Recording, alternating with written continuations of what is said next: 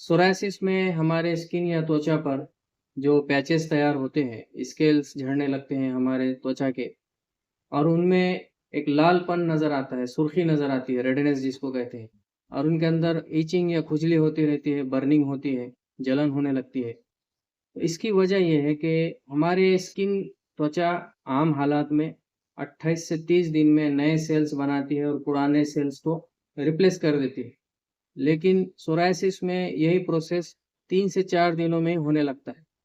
तो ज़्यादा सेल्स बनते हैं और ज़्यादा पुराने सेल्स रिप्लेस होते रहते हैं, तो जो पुराने सेल्स हैं, उनकी एक लेयर तैयार होती है हमारे स्किन के ऊपर,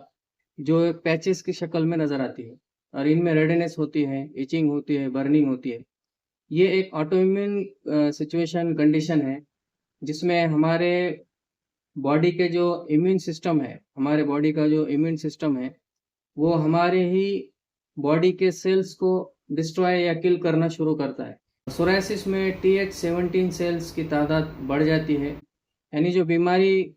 बढ़ाने वाले जो सेल्स हैं वो बढ़ते हैं और बीमारी पर कंट्रोल करने वाले सेल्स कम होने लगते हैं, जिसकी वजह से ये सिचुएशन और भी ख़राब होती जाती है और हाल में हमारी स्किन के जो सेल्स है वो बिगड़ने लगते हैं। और इसके बहुत सारे टाइप्स हैं सोरायसिस के और ये जो टाइप्स बनाए गए हैं, ये लोकेशन के हिसाब से भी बनाए गए हैं कि जिस्म में कहाँ ये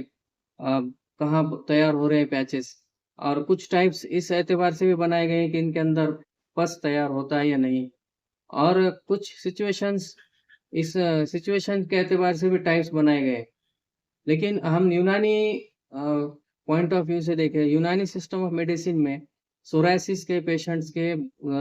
कैटेगरीज बनाई गई हैं। अब उन कैटेगरीज में उनके कुछ अलामात है, साइन एंड सिम्टम्स है, जैसे बहुत ज़्यादा तेज़ी से अगर सोरायसिस फैल रहा है, बहुत ज़्यादा बर्निंग है, जलन है, बहुत ज़्यादा इचिंग या खुजली हो रही है, रेडनेस बहुत ज़्यादा है और बहुत ही कम टाइम के अंदर स्किन का बहुत बड़ा हिस्सा अगर ये सोरायसिस घेर लेता है,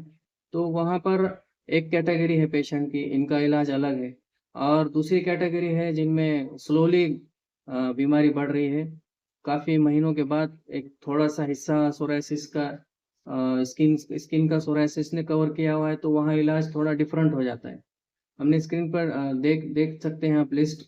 जैसे कि शाइत्रा है, उजबा है, अर्केमुंडी है, कभी अर्क फॉर्म में यूज़ होती है, कभी माजून फॉर्म में यूज़ किया जाता है और कभी-कभी लगाने की दवाओं के साथ-साथ खाने की भी दवाएँ दी जाती है। और सबसे जो अहम पार्ट है इसका वो डाइट। डाइट में आपको गेहूँ और मैदे से बनी हुई तमाम चीज़ें बंद करना पड़ती है।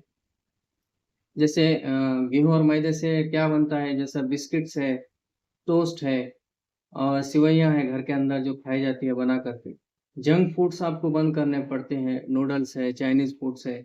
और बहुत ज़्यादा मिर्च मसाले का इस्तेमाल भी कम कर दिया जाता है और ख़ास तौर से व्हाइट शुगर,